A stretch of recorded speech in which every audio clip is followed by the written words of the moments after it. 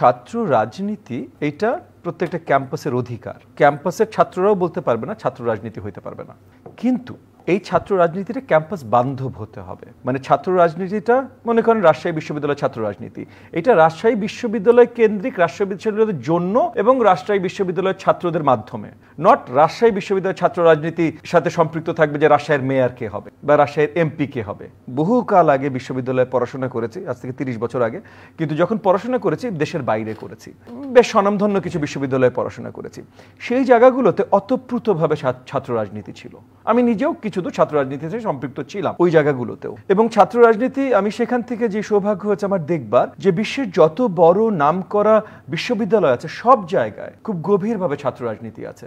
পয়েন্টটা হলো ওখানকার ছাত্র রাজনীতির সাথে কোনো সম্পর্ক নাই যে ওইখানে কে এমপি হবে বা সেনেটর হবে বা কি হবে, এবং সেটা নিয়ে মারামারি মাসাল বাহিনী হিসেবে ছাত্র রাজনীতিতে যারা সম্পৃক্ত তাদেরকে ব্যবহার করা হবে।